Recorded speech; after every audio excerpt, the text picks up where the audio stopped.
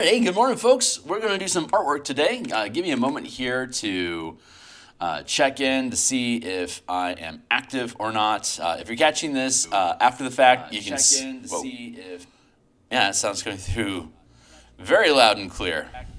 Let me see if I can adjust that volume down so it's not in the way. There we go. That should do. Cool. If you're catching this in the future, you can skip ahead a minute after all the intro shenanigans, and we'll get into this stuff. But for those that are stuck here in time and space with me here and now, I'm glad that you are. Thanks for being here. My name is Phil Kearney. I create role-playing games. I illustrate them. I publish them online. I'm currently creating artwork for an adventure for Dungeons & Dragons in the Eberron campaign setting. It's called Crystals of Mabar. The heroes are fighting necromancers, demons, and undead in the Carnwood Forest in the country of Carnath in the continent of Corvair. It's for 7th and 8th level characters. Let's see. Check. That's all done. Okay, hey, that's my intro. And I'm done with all my social media post updates. So let me just fix my screen here real quick and ask that if you think today is fun and you want to see more of what I'm doing, hey, new subscribe. Holy Hannah, new subscribers. Thanks a lot, guys. Subscribe, hit the bell icon for notification of when we're live in the future. Just to wrap up the intro. Here's a bunch of books I've made on DMsGuild already. It's chock full of artwork stuff that we're doing today, as well as all of my design ideas for running D&D. I have been a DM since 1987. I've been an Eberron enthusiast. This is the book cover. I made this around episode 40. We're currently on episode 579. We'll see if we get to 666 episodes or not. But DM since 80s. I've been a D&D enthusiast since 1987. I've been an Eberron fan since 2004. I've been a freelance illustrator since 1999, and I've been creating content on the DMsGuild for Dungeons & Dragons 5th edition since 2008. So I've been around the block a few times. Right now, this is the Druid Solgu and his Vision Well in the Eldine Reaches Forest. I'm going to disappear him for now because we're working on this forest. It's a Bob Ross style forest. It's work in progress. So we're going to keep progressing with this work. I'm grabbing this tree color here for now. Right now I'm just blocking in colors. So from the previous episodes, we had built in this background texture of foliage that will act as a backdrop behind the trees for filtering sunlight through. Our image reference, that was our line work. Our image reference is up here. So you can see through the light here. It gets pixelated, but there's the little pixels of leaves that are catching, and the light is passing through, creating the forest backlighting effect. That is what we are duplicating over here. With this, you can see the foliage poking through with the leaves back here. We'll drop the opacity on these leaves a little bit more to help create that filtered sunlight look as well. But for now, we're just creating a lattice of branches. We've got tree trunks in one layer, and then we've got branches of the closest trees here. And then we're starting to add in another scaffold of branches here and then over here as well. And just for folks that haven't seen this before, this is I'm going to add the text back in real quick just to show off what we're doing here. Let's take that and let's actually take this here and block all this in. I'm going to do that. We're going to block all this in. This is a masking layer that hides, while the masking layer is active, it hides the illustration in that section of the folder. And let me get rid of this, just like that.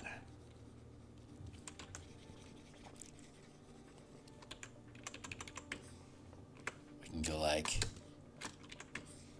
seeing a lot of new subscribers jumping on board. We're trying to get to 1,000. Obviously, 1,000 subscribers is the goal, and from there you just continue to build. But I'll get all the tools and resources that YouTube has to offer once I get to 1,000 subscribers. I stream Monday through Fridays in the morning like this. I also do game design streams in the evenings on Mondays and Thursdays, including tonight. We're going to be developing a Spelljammer campaign for playtesting new mecha and kaiju rules that I've been developing for 5th edition. And creating a Spelljammer campaign where the characters are defending different asteroid communities seemed like a lot of fun. So I'm going to be building out like the communities and the Dwarven Citadel that the characters are going to have command of, and the mecha that they're going to be able to pilot, and then the different mechanical, like the magical advancements that they can make with their mecha, yada, yada, yada. Stuff like that. But here, I'm blocking all this in here just to show you, just so you can see how it actually sits on the page. So give me a hot second here to finish this up, and there we go. And I can 100% erase here. I'll blip that up into here. Okay, cool. So I use, since this is a digital project, it's on a PDF. The PDF doesn't have to conform with normal page sizes, so instead I've decided to lean into the media where the PDF is going to be viewed, which is probably on a tablet or a desktop. So this is a 16:9 format. If you're on your phone, a single page fits like this as a full PDF, but each column is also 16:9. So whether you just want to look at one column at a time or one page at a time, you can just flip through it using your device. It's a 12-point font. So it's incredibly easy to read. Yeah, so this is how the illustration is going to actually look when it's finished, but I wanted to do the full scene. So I'm dropping the text out of the way here. Meow, there we go. Now that you've seen all the hubbaloo that we're doing, like all the stuff, let's actually get back to work. So, hey, what's going on, Fox? It's good to see you, my dude. So far, so good. We're coming along. Let's drop that size to here, and I'm just going to thread in some branches. I want them to overlap. I want to have a lot of lattice and crisscrossing, just to add. It's going to add density to the forest and thicken it. You know, another way of saying dense. But I feel like I only need to extend these branches a little ways into the next branch, because I think the canopy is going to be thick enough that we won't be able to see too far through. This is the exception here. Maybe these branches in this clearing. But nope, that's not right, because these things are going to drop in. It's going to break up the end of the branches. So this is just going to be me creating branches and tapering them down, and hopefully it won't take too long to complete this process so that, oops, wrong layer. Let's go back to the right layer.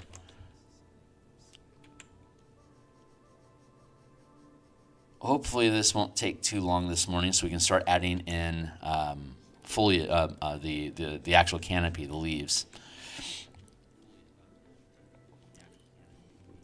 Fade that in like that.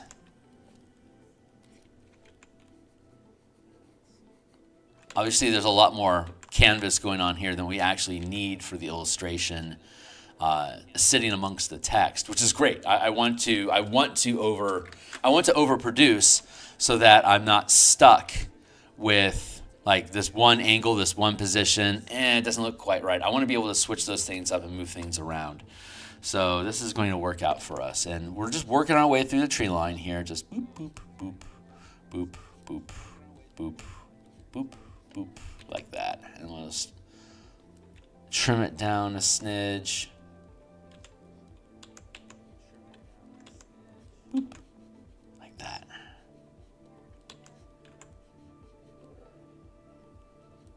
There.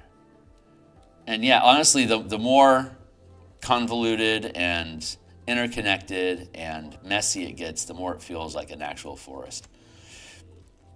So volume, and I just want to make sure that the trunks taper down into the tree trunk, the branches taper into the trunk properly.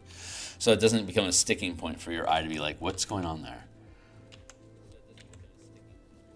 Slim this down. I guess the industry is starting to call this process of creating an entire illustration without speeding it up. I guess it's been dubbed slow art, and I love slow art. I love streaming the art here on channel with you guys. Like I've said before, art is a very lonely process. So me being able to connect with people and yammer about stuff and keep my mind moving is a great way to combat the loneliness of sitting at an easel hammering out text for 1,000 years. I'm going to increase the size of this here because this tree feels closer than the one behind it. So yeah, Monday through Friday I do artwork like this. This is the current book that we're working on. When this one finishes, we'll start working on art for another book. Like we typically start with the book cover, and then we start doing tokens and like map and diagrams, like all the technical stuff that's going to be needed for whatever the project is that we're working on. And while we're working on that, off screen, away from stream, we'll work on like page layouts and text editing and all that other type of stuff that goes on with building a book. And once that's all come together, I want to drop this down to prevent too much overlap. Like I don't want branches to line up too much. I want to make sure that they're really well separated, so that we have that thick lattice effect that it's layering over each other. So that looks pretty good. We'll just add in another one here, looking for the gaps to fill in through like this.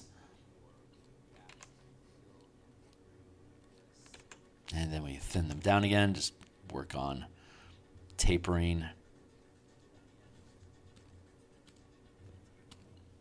Yeah, that all looks tapered. So this is good. Right here, we taper that down, taper down.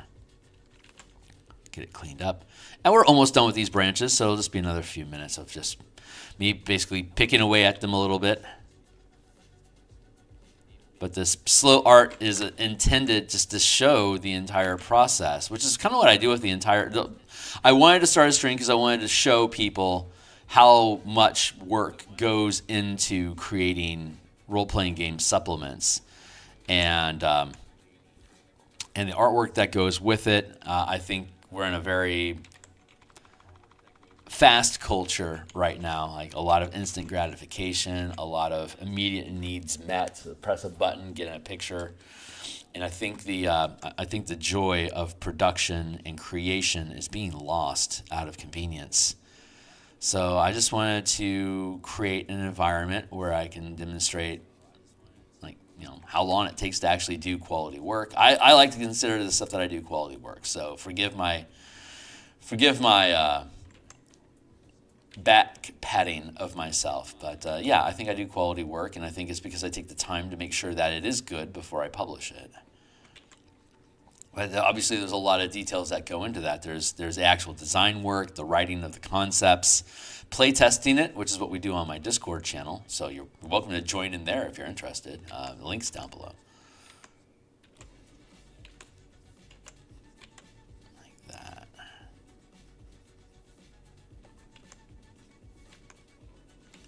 Have that one poke out like that.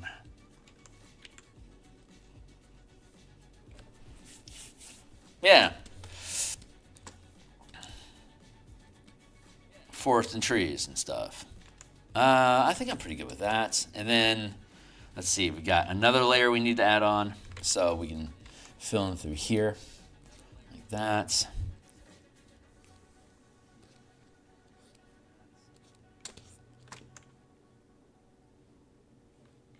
Good enough. I'm waiting to conceal these other bits so I can properly taper this down. There. Almost done with branches, and we get into another layer of foliage.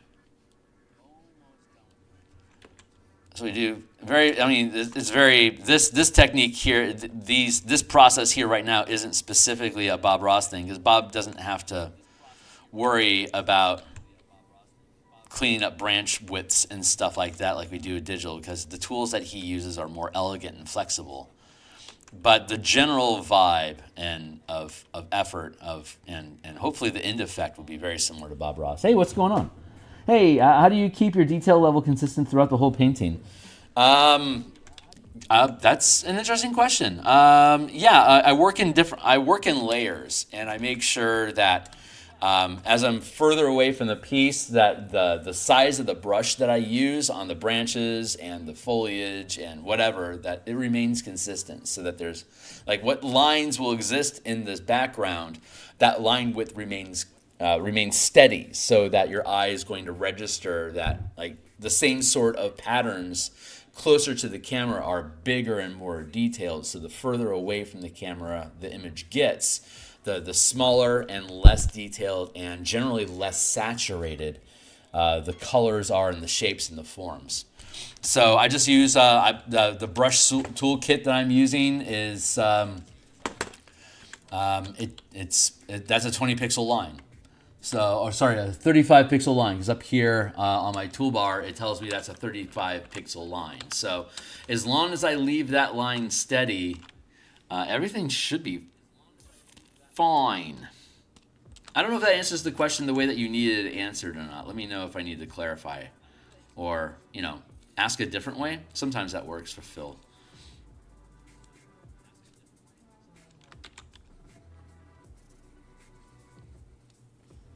And let's unseal all of that so we can see our branches.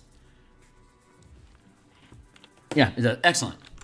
Also, knowing the techniques that I'm going to use to produce each element in the art piece helps a lot as well. Like I know what this tapering is going to look like because I've done hundreds of branches, so I know the techniques that I need to make the thing look like what I want to look like. So it's just basically patterning. Once I have a pattern established that I know is going to work for me, I want to reproduce that pattern as frequently as possible.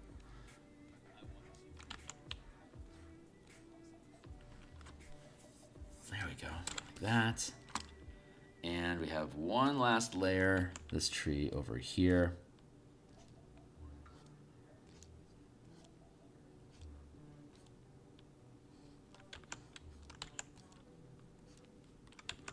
Thin that down, and then we'll add another layer of foliage.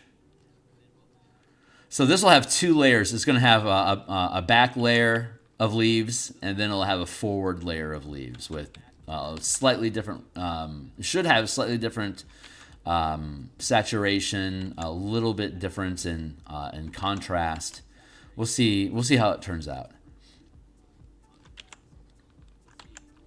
Every piece that I do is an experiment. Most people don't know this, but Bob would do, like anytime Bob Ross would do an episode of Joy of Painting, he would actually produce that painting 4 times in practice before the stream, before he actually taped the show.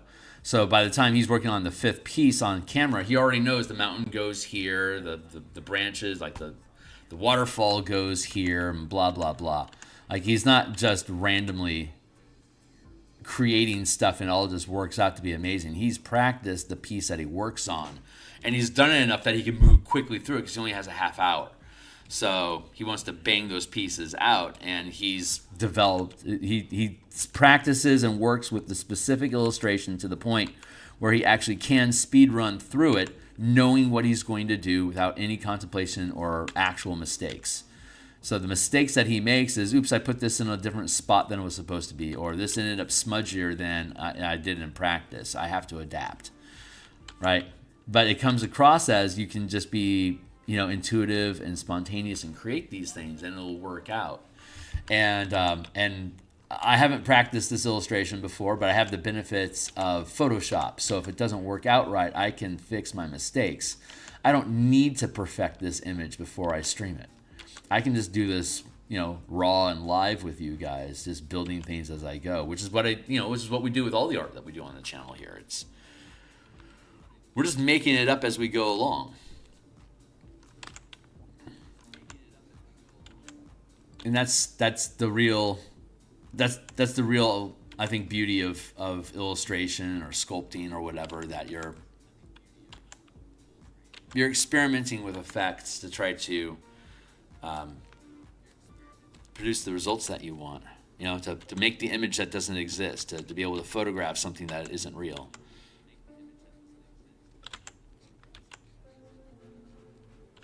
That's, I think, the excitement of illustration. There, fill that in.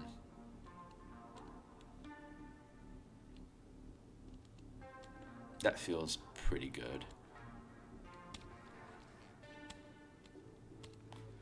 Here, let's extend this up a little bit. Again, all this stuff is just going to get covered with text, but I want to I just want to overshoot the expectations of the piece. A, I love doing Bob Ross forest stuff in general, but B, it's going to give me a lot of control over sizing the forest and rearranging it so it fits in the space that I really want it to sit in. Almost done.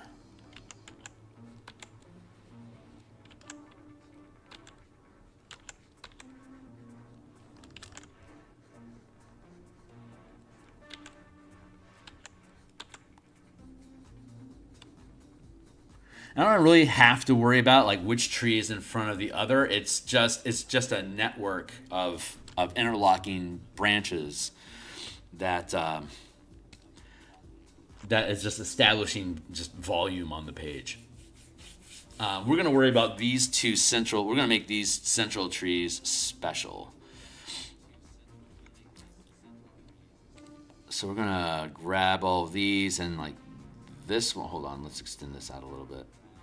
We have this background forest here of the back layer. And then I don't need that anymore.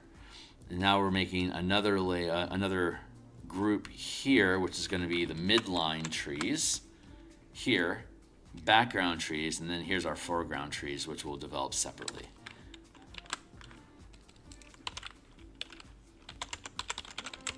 So everything works in layers. Most Bob Ross paintings have somewhere between like 17 and 25 odd layers of like sky, mountains, hills, forest, knoll, bushes, trees, more bushes, flowers, and then like a path in the foreground. Like it keeps moving forward in the page from backward to forward, so you can keep painting over stuff and layering as you do.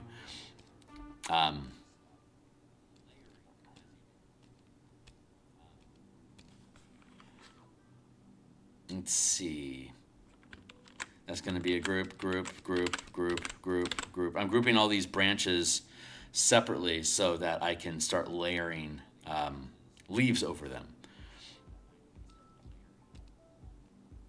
So I think we'll actually start furthest out.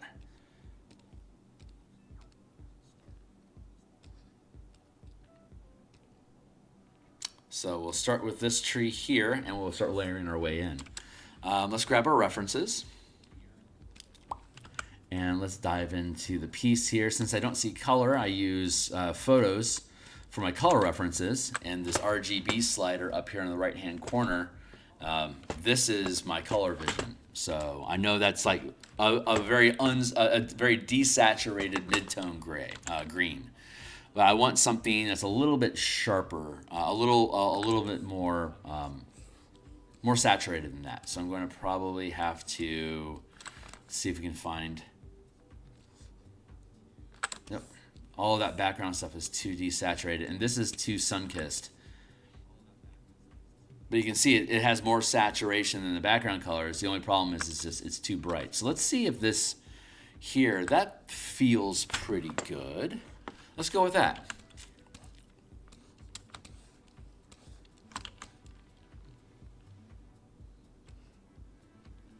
So I'll hide the reference for the moment.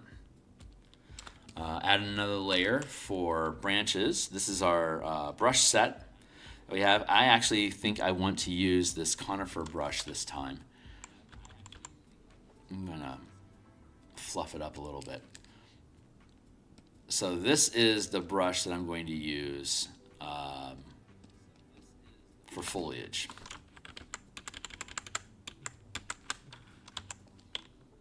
Let's pluff it out a little bit better.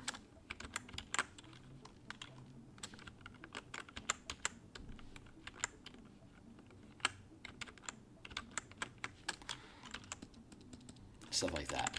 So we'll see how this goes. That's obviously way too large of a brush for where we're at. I'm going to drop down to a 150 pixel resolution, and I think I'm just going to do a little bit of dotting, and then I'm going to use my eraser. The eraser is going to be the same tool as we built for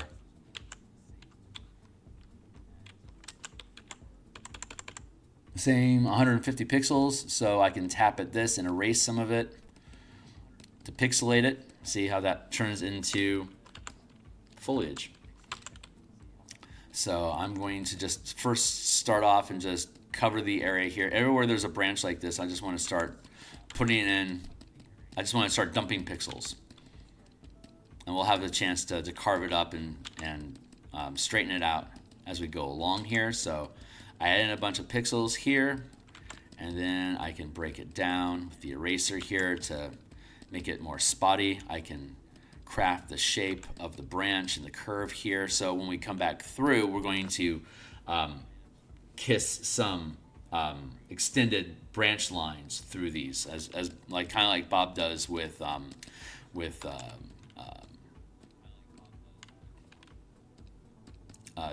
trunks of bushes, for instance, like little small, just like sightings of branches poking through foliage. It's a very Bob technique, and it works incredibly well. So we'll be leaning into that once we get all the foliage in place. We'll see where like this droop here that I'm falling into, like that'll be a fun place to have like a little bit of a branch sticking through that droop.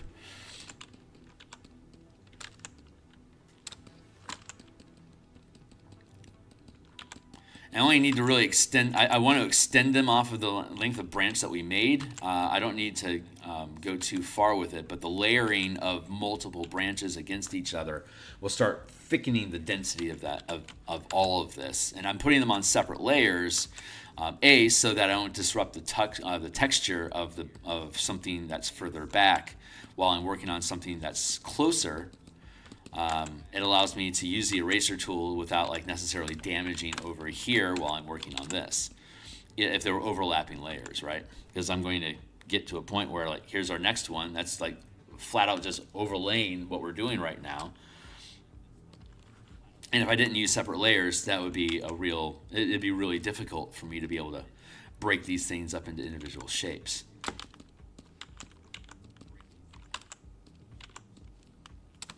That, and that's a good starting point. So what'll happen is we're going to go through all of these different layers to add this foliage in across the forest. It's going to greatly increase the density of information that's in that area and create neat little, poke through coves and stuff. Oh, let's add this back in.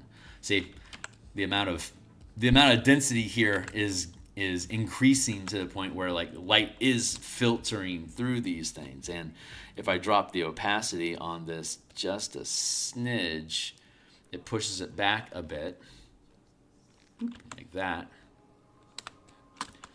And I can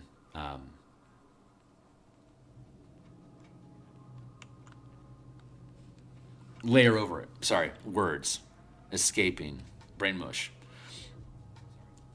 I'll get it back. All right, so next line is here. So same thing as before. We're just going to layer stuff. Actually, what I'm going to do, I think, is let's conceal this one for now so it doesn't get in the way of what we're doing right now. And then we can add them back in and see how they look together. I'm sure it's going to be dense. But yep, same effect, just tapping all this stuff in. These brush sets are on my Patreon. There's a link to my Patreon down below. And the brushes that I use, there's about 27 different brushes that I use for all the illustrations that I do on this channel for the past 1,000+ hours or whatever. It's all the same brushes. And that brush set I put on my Patreon. You can follow the link in the description down below if you want these tools. If you're using Photoshop, it's just an ASB file, ABS file. And ABS files are accepted by ClipArt Studio, Photoshop, I think Corel. recognizes ABS files. So it's just a generic file, brush style folder, but you should be able to use it in pretty much any digital program. That was a fan appreciation post that I provided when I got to 500 subscribers, and we're currently trying to climb to 1,000 subscribers now. So if you think the art techniques are interesting and you want to see more of the work as we continue basically building out this this adventure, you are most welcome and appreciated here. Thank you. Yeah, just adding in some density here.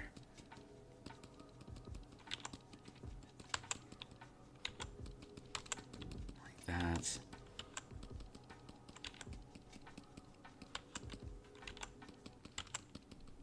So I want to add them in, and I want to erase a little bit to break up the branch, to break up the texture.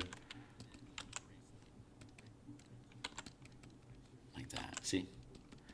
Tap it in, and then erase through it. It leaves the scattered leaves.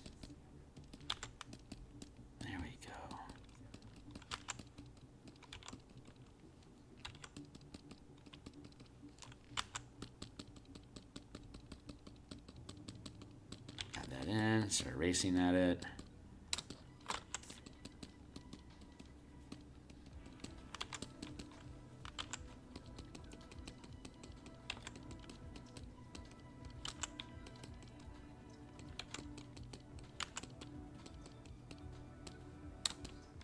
There we go.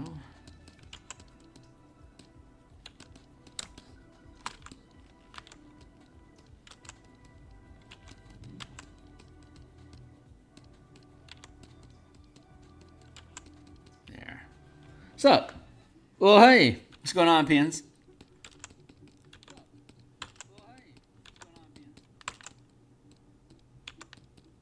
I think I pronounced that correctly. Foliage day here in the forest.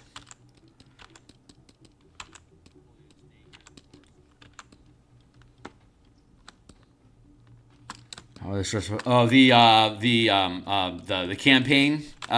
45 minutes apiece, so I wouldn't call them shorts, but they were funny. There was good shenanigans. I forgot the name of the troop, but they're live streaming basically campaigns for D&D, and somebody animated some of the character interactions and stuff, and it's just basically a bunch of very meta level subversive humor that tickled me quite a bit, actually.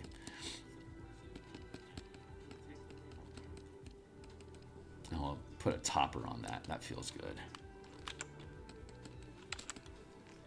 And since we're topping toppers, let's go back here and add a bit of a topper like that. Yeah, thanks for taking the time to share that. I appreciate it.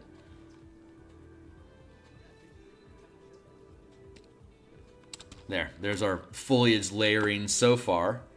There's a bit of overlap happening here, but I think the next layer is going to take care of it. Let's conceal. Hold on, I didn't conceal. Conceal and conceal. And now I know there's a forest on the other side of the screen that I'm not currently contending with, but we'll get to it. I'm just gonna work across the page this way.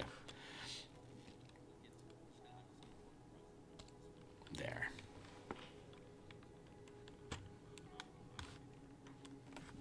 Yeah, no kidding. No complaint. I appreciate the format that was provided. It was amusing. I enjoyed it. I didn't listen to all of everything because it's after a while. It's the same shenanigans. It's like the same sort of tempo, the same sort of humor for 45-minute blocks for 2 blocks. That's an hour and a half of basically the same type of gag running. But it is funny. It is funny.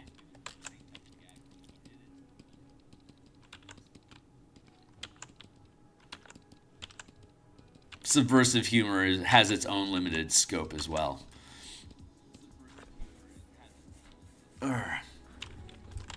Sand in the eye. guys. Let's just keep tapping at this. We'll flesh this out.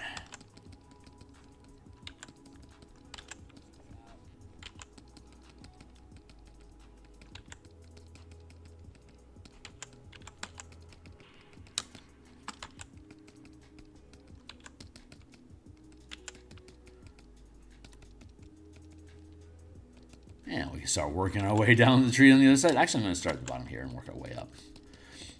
There we go, like that.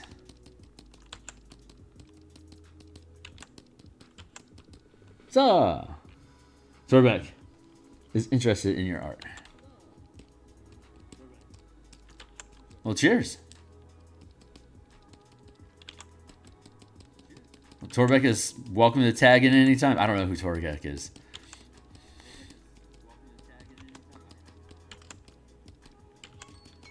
But they're most welcome to hang out.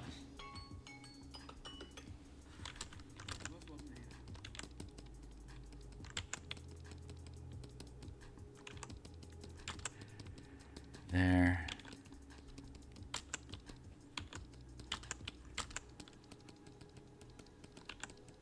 Drop these in here like that. Just kind of kicking. I mean, if we're doing foliage today, this is kind of what we're doing.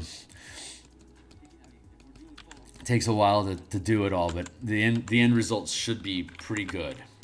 I'm gonna thin that up a little bit.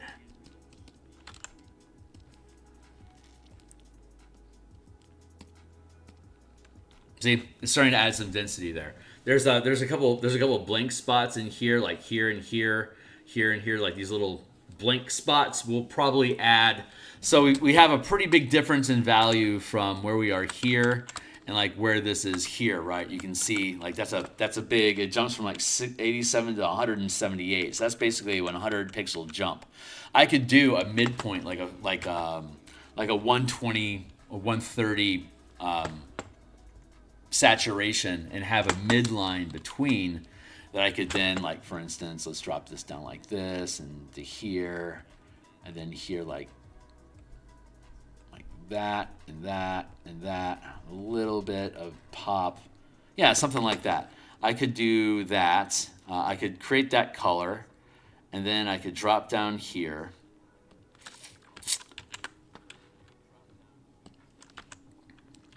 I could reduce the size a little bit, and then I could dot that in, like a little bit of dotting here, and break that up.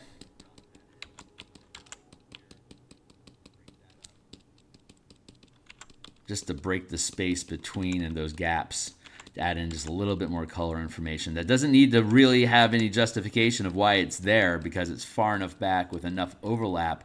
You can't really see where it's coming in from, so it just becomes pixel information. But yeah, and that helps break some of that block. Like it doesn't feel quite like that it's just stabbing through anymore. So we'll probably end up layering that stuff in. We'll drop that for now. But techniques within techniques, you know? But otherwise, I'm liking that density. That feels pretty good. So bump, bump, bump. We'll grab the next one,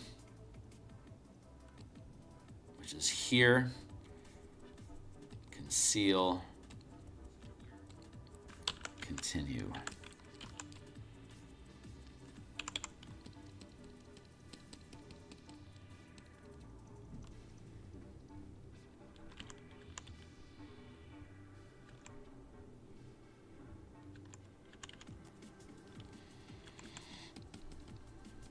Yeah, let's up the size of the branch, the foliage a little bit.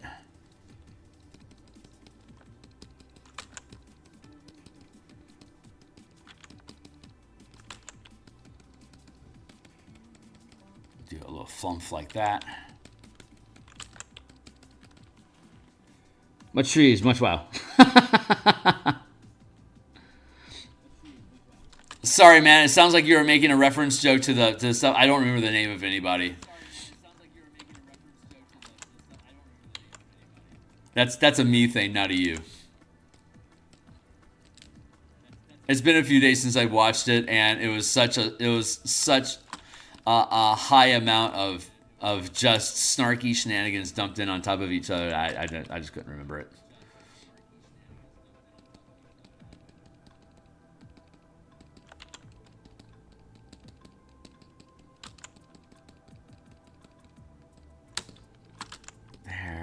here.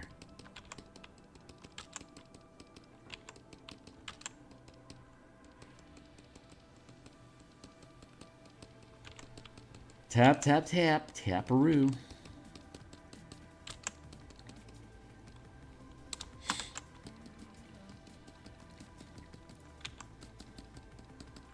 The mega dungeon is coming to an end very soon. Maybe like another 3 sessions, and it'll be done. I'm currently starting to poke at the Strixhaven Discord communities to see if people are interested in playtesting the Mage Tower combat rules that I made for combat sport, or sports combat. Yeah, we'll call it sports combat.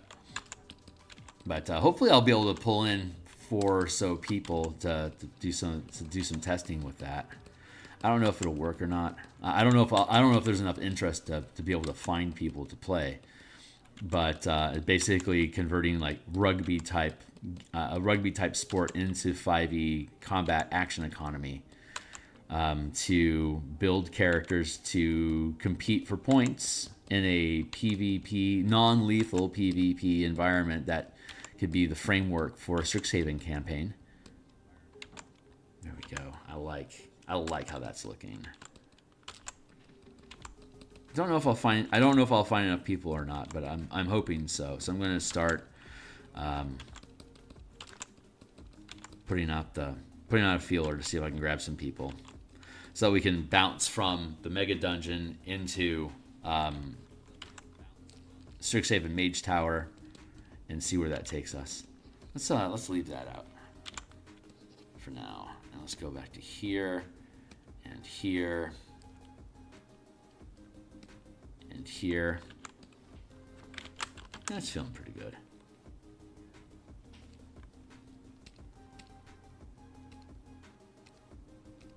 Conceal, conceal, conceal.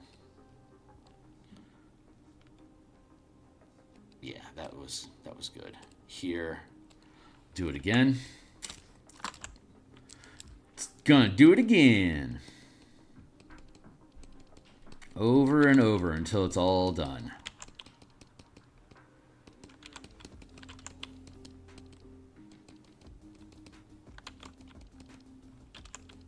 Slower than Bob for sure.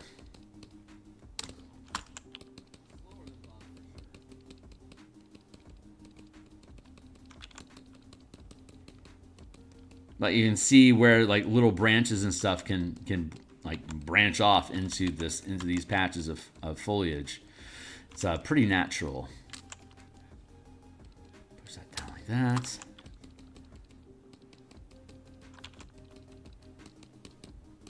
It's just stupid amounts of stippling is what we're doing.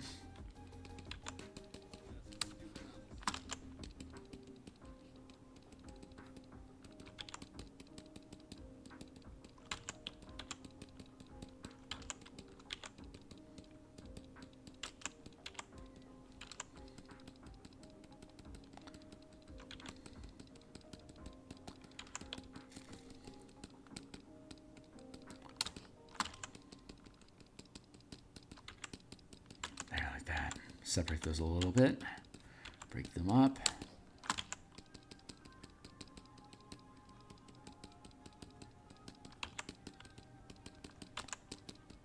Like that.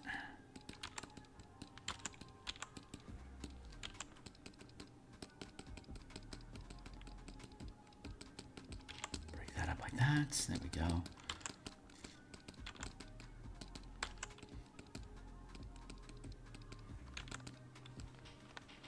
Yeah, Strixhaven has a mix of good and bad. Some of the book worked well, some of it did not. I haven't actually ran the Strixhaven campaign. Obviously, I have it because it's Magic the Gathering, and that's one of my major design fetishes is color mana. So of course I got Strixhaven. Strixhaven is actually one of the main inspirations for the Martial Powers project that we've been playtesting for the past year or so. Because Strixhaven, as presented, is basically Strixhaven is a school for spellcasters, And like the only reason you'd send a fighter or a barbarian there is to learn the wily ways of the casters to shut them down, perhaps.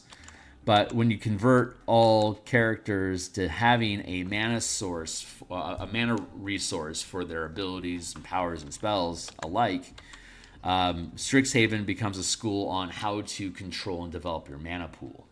And how do you manipulate it, whether through spells or through powers or through racial features. You're using that same mana resource, that color mana from Magic the Gathering, to fuel these abilities, and you need to learn how to cultivate that, what colors to use, how to have that color in your pool, how to mitigate, how to handle it, how to regain it. That's like that becomes the narrative of the School of Strixhaven. So now there's a place for fighters, rogues, barbarians, as well as wizards and clerics and druids and bards to be studying there. And so the way that the Mage Tower mechanics and the martial power system works is that it would highly favor martial classes with a lot of action economy to make attacks against the goal, or for goalies to defend against it. So there's I think there's hope for it. I think it has potential. I think it's going to be incredibly niche. But I also think it's an aspect of the game that was it's just an ability check in the published book. It's like everyone rolls the ability check of their preference that they can justify with narrative to be their contribution to the team winning. Add up all the points between the ability checks rolled, and then compare that to the rolls accumulated by the opposing team, and whichever team has the most. Has the highest total combined ability check score wins the match, and that's deeply unsatisfying. If you want to crack out numbers of like people that didn't participate, as like isn't the players, like if you had an entire league of like 8 teams rolling and you didn't want to bother, you wanted a way to determine which teams aren't at the table, won or lost. That's a good way of doing it. But that's unsatisfying as like an adventuring that's a non-encounter, right? That's actually more of a social encounter than anything. You're just describing what you do, and you make your die roll and hope that everyone else rolls high as well, which is how 5e, the D20 game engine in general works. But it's not a unique challenge that's going to be like, yeah, I want to do more of that. We wanted to build it into a combat game where you can just, attack each other. As a sport, all right, let's add in this stuff. We'll see. We'll see if we find people or not.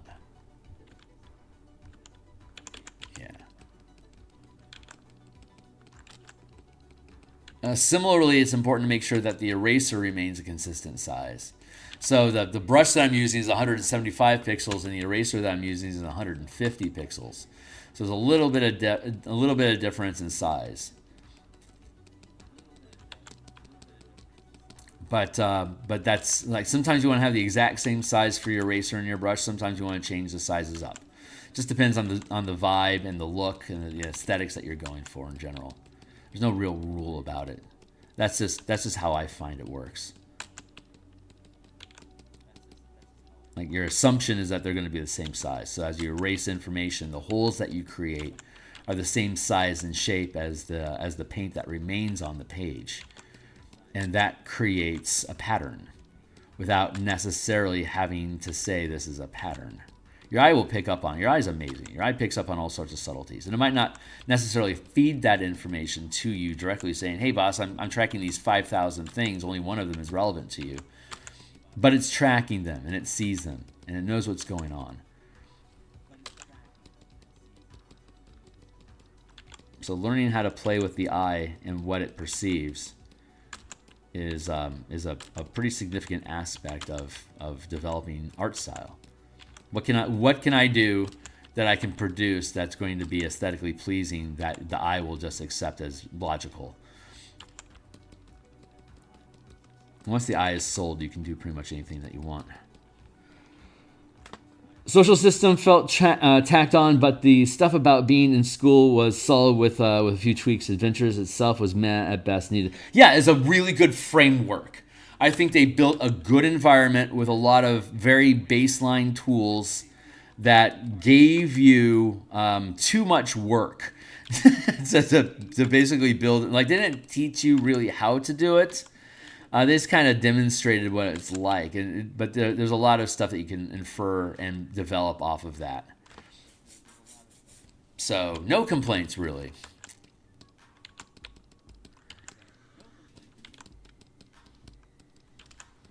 It's like, yeah, like one combat and 2 puzzles per semester or per school year is basically the tempo of the adventure. Until the end, there's like 4 combats, so it's pretty thin on danger. So having something in the combat pillar of adventure to satisfy the need to roll high, hit good. I think the Mage Tower Sport is a really good place to take that, for lack of a better word, to take that aggression and be able to belt it out. It also allows for a PvP environment where there are no real consequences. You're not killing each other. Sure, you might beat each other up on the field a little bit, and you're welcome to do so. But you're not dying. It's like it's non-lethal zone. And the primary goal, they talk about making combat interesting by layering your goals, right? Well, you could beat up everybody on the enemy team to the point where they can't react, and then you can just score your points easily. Or you can score points while attempting to evade taking damage yourself. Whatever. However you want to win the match. But it allows you to have that level of tactical and team making that only combat really can offer. I think that's where, that's what's really interesting about role-playing games in general, especially when there's a robust platform that allows for various types of danger and encounters, especially combat, is that it really pushes up and emphasizes team building and working towards mutual goals with other people. It's really just good to be able to teach how to pay attention to other people. It's just good life skills. Legitimately good.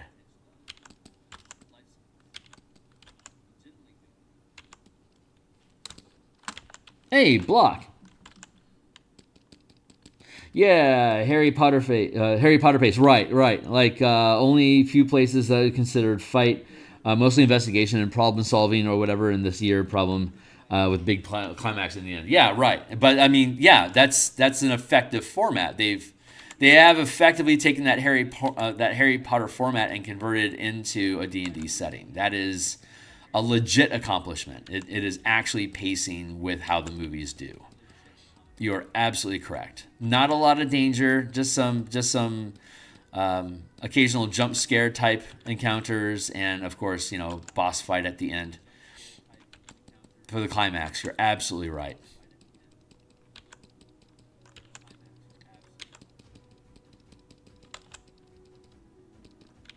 But if your team enjoys the Scooby-Doo a lot, then that's great. It's perfect. Gonna add in another bit of layering here. There. Back that up. And burp, burp. Let's add the rest back in. Burp. Burp, burp. Burp. There's our forest. Getting kind of dense over here, y'all. Those are very big blocks. That's very, very big blocks. When we come back through and do branches and stuff, we'll probably also do little highlights and stuff. Highlights across the top, shadow across the bottom. I think we can call these the shadow layers and probably add in some highlights on top of it. But yeah, that's a very dense block. But that's how leaves work. What are you gonna do? So let's go back down to the other side.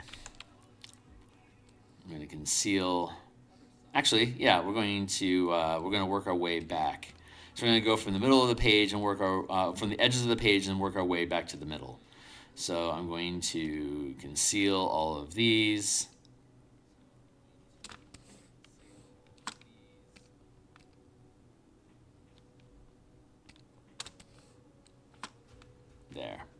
So we'll be working in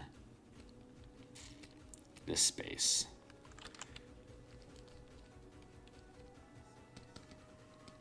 '17th verse, same as the first. Just gonna keep dotting this stuff in.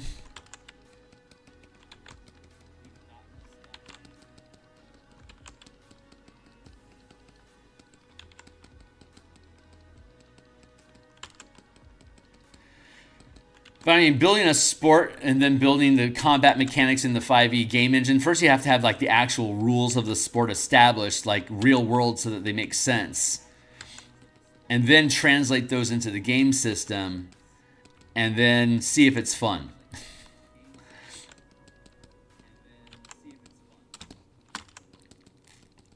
Even if it's just like a little one-shot thing and nobody, you know, if your team plays it once and doesn't participate in the sport again, just having the option there as you know, you can always go back and have more combat in your Strixhaven game anytime you want by leaning into the Mage Tower League. It opens up the combat pillar without having to endanger your Harry Potter kids. You know, Quidditch. It's like Quidditch. There you go. Without the broomsticks.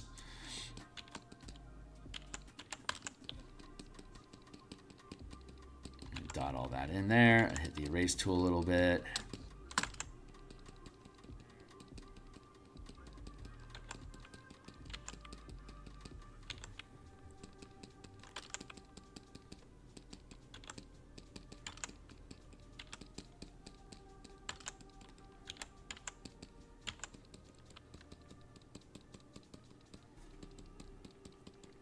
The Spelljammer campaign, I'm going to start working on that tonight on stream. We'll start building the environment, thinking through some of the logistics, looking at the challenges. We'll probably spend a few weeks on that, just developing the core of it. And I think I want to run that from level 5 to 13. I'm going to, in addition to the mecha rules, I'm going to continue allowing the use of martial powers. So that we can get more playtest time in on that, which I want.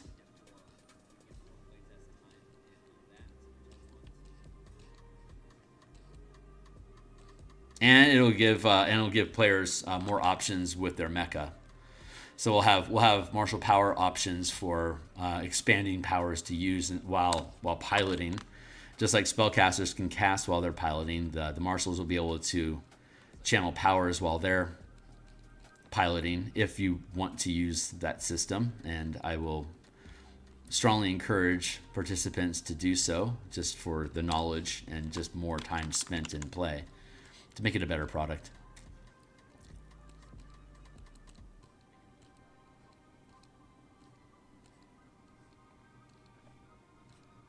Yeah, level 5, what is that? 5, 6, 7, 8, 9, 10, 11, 12, 13. That's 9 levels. 3, typically when I run campaigns, like 3-hour blocks or whatever, I can typically get people through a level in like 3 or 4 episodes. So this would be like a 30 block.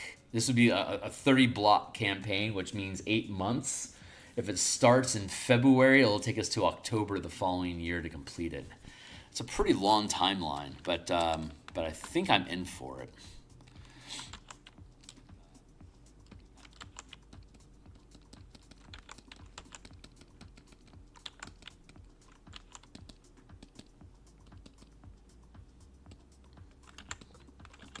I think I'm in for it.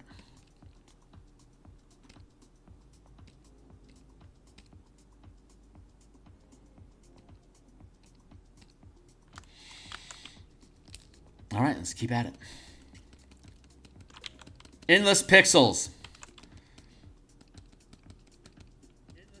As many pixels as you could possibly want. We got them. We have all the pixels on the screen. Give me your all pixels. Nom nom nom nom nom nom nom nom nom. So, hey, any familiarity with the Grease Monkeys handbook? Yeah. It's a pretty good framework for mech armor. Yeah. I'm familiar with it. I bought that years ago. I forgot who built it, but I'm a general fan of their work. I just can't remember their name offhand right now. 150 is the size of eraser here. There we go. It's yeah, it's not my design. It's not my design principles. I respect what it does.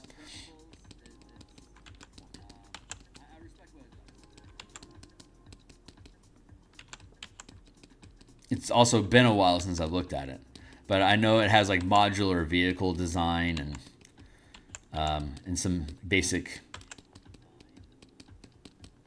movement and combat rules and stuff. It didn't jive quite with my own aesthetics. Respect the work though. I mean, everyone has their own version of the Ranger, right? Everyone redoes the Ranger. Everyone redoes the monks, and nobody. I mean, there's some commonalities that crop up, but generally everyone has their own like little take on something. And my take on vehicles is pretty particular.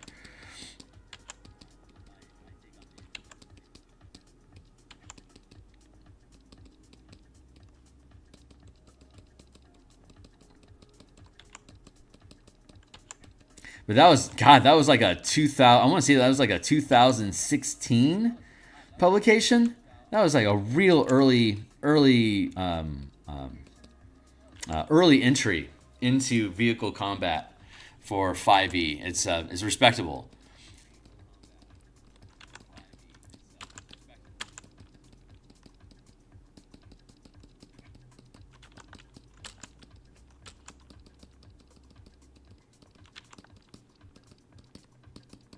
I really like the Infernal War Machines from Descent into Avernus. I'm a big fan of that. I like the vibe in general, and I like just the design of them. It just feels very right. They don't tell you how to build them, of course. They don't tell you how to build monsters in 2024 either. It's just take what is there and riff off of it, which is respectable, I suppose.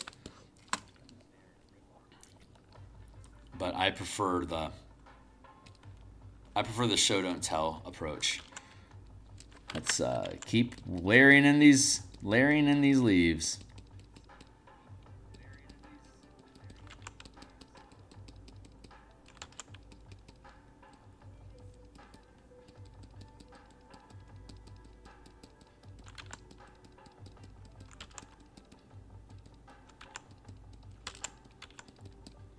Yeah, we were working on mass combat and vehicle mechanics when Spelljammer got announced. So at the time, we were using Descent into Avernus as our playtest campaign framework.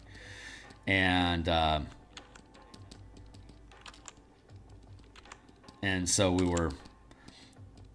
that was when we were working at the 50-foot scale instead of the 5-foot scale with vehicles occupying a 10 by 10, like your truck is in the middle of a 10 by 10 space at the 5-foot scale.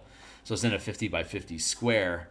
And then as you're maneuvering at like 50 miles per hour across the desert, you scale out to the 50-foot scale to be able to maneuver your truck as a single unit. And when Spelljammer got announced, it just made sense to stick with that same idea, but instead expand it to the 500-foot scale.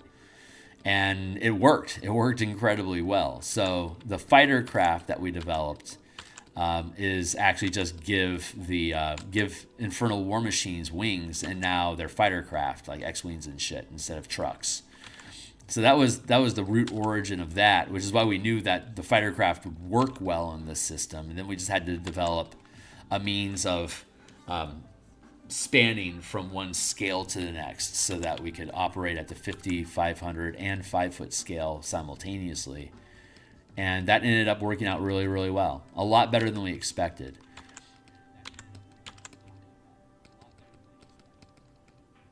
And I put the troops, like the mass combat mechanics, I put those on hold for the Bastion campaign that we've been developing instead. And And it may very well be that the mass combat system is something I just take out to DTRPG, like not make it a DMsGuild thing.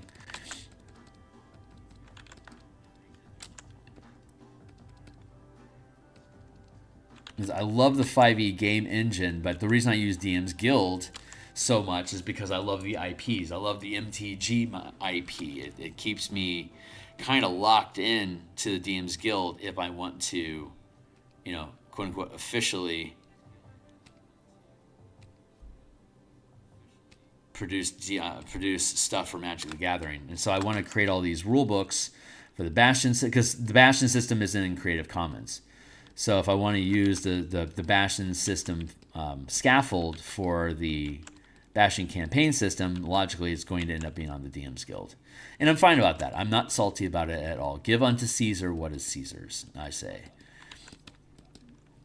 So I've been such a huge fanboy of D&D since I was 12, and I've always dreamed of doing, like, creating illustrations and creating for D&D. I'm not hired by them, but the DMsGuild is allowing me to fulfill that childhood bucket list wish that I never thought I'd actually be able to do, but wanted to. So I really geek out at being able to use these IPs to create things the way that I think they should be created, and to be able to run games the way that I want to run them. So I don't mind paying my dues for however long it takes for my inner child's heart to feel joy and satisfaction that, yeah, we did a few more Spelljammer books, the Bastion campaign book, finishing up the Martial Powers and rebuilding Color Mana for 2024. That will probably get me to a point where I'm satisfied, and I can start exporting to doing like Magic the Gathering stuff on my Patreon page, using those books on DMsGuild as an anchor. Since they're all 100% free preview, you can read the book and buy it if you want. God bless you. I get money for that, so thank you. But then export all the additional creative stuff that I'm going to do with those books to my Patreon as fan content. Fan of my own work. So like we were talking, like the Book of Dimir, the Book of Boros, like an Abzan guide, the Book of Kalashtar, or Ikoria campaign. You can take all the mechanics that already exist inside of the Color Mana books that we've published on DMsGuild, and then extrapolate from that. Like Ravnica is on the DMsGuild, so that's cool. But I built a Warlock book for Ravnica, and it doesn't have a broad enough audience. It's too niche. So the best way for me to be able to build out that niche audience is through Patreon. That's what you do with Patreon. So then I can just start producing like Boros Swiftblades, Dimir Mind Spies, Gruul Champions, whatever. Just grab a card from the Ravnica deck and I can build that card. But once we have all of these, once we have all the updates for Martial Powers and the spell point system for 2024, I can take any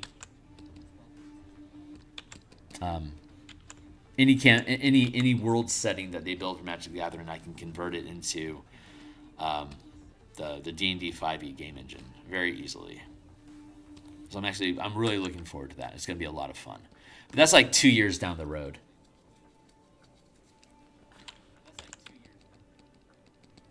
I suspect all these books will be done and resolved in 2 years, ish, maybe 3.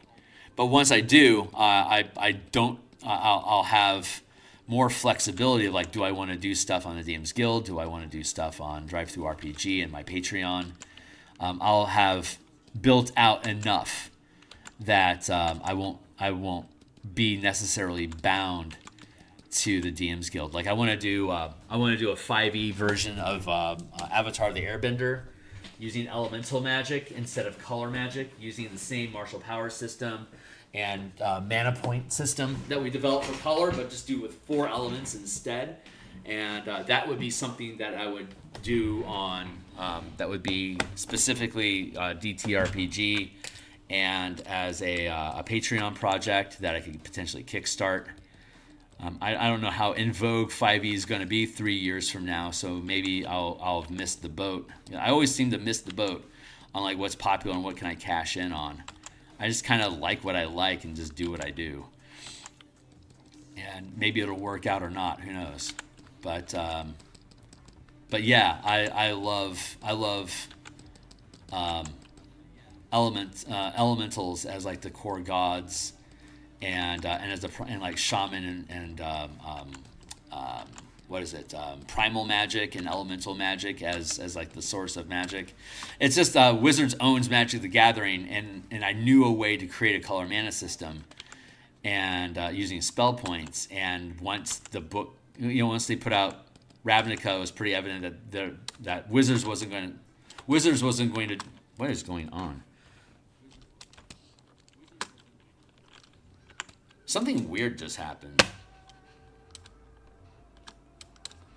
That was weird. You got stuck in the corner for some reason. All right, back on task. Yeah, so Wizards didn't step up and create a color mana system for 5e, so somebody had to do it, and that somebody just happened to be me.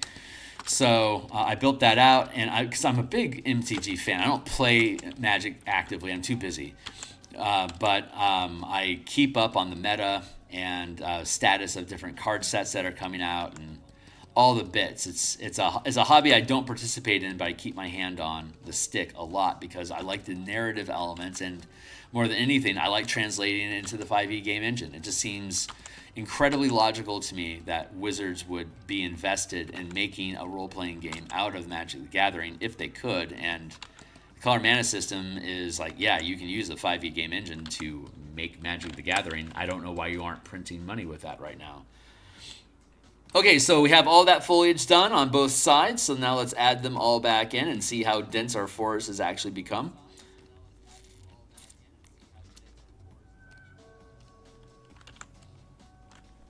So far, so good. Not bad. Let's take this here and perhaps drop the opacity a smidge. Maybe not.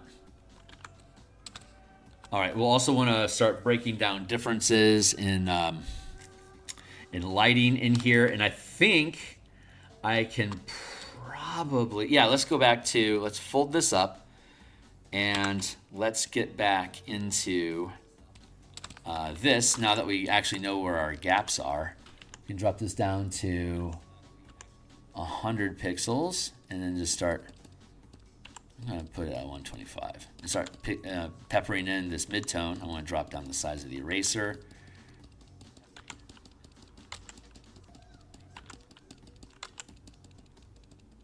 Just peppering this stuff in here and erasing at it, just creating little spots of color through the mesh here. And down here.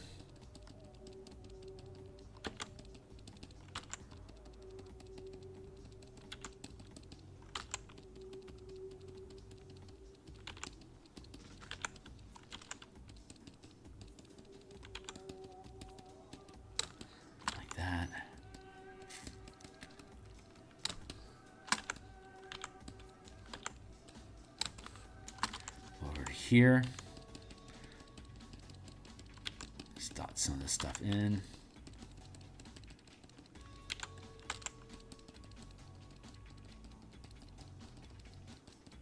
Like that, and then we erase some of it. Just create that breaking up. I want to break up the lighting back here to help further infer density where it doesn't actually exist.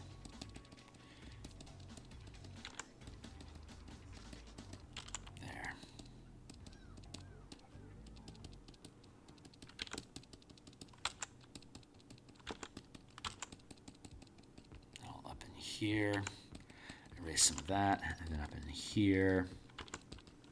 It's a small, subtle detail. It's not very important, but it's satisfying.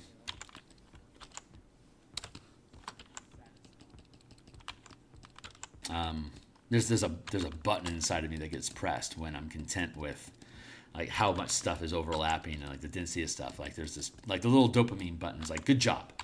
Brain says good job, and it won't say good job to me until I add in some of this layering effect in here.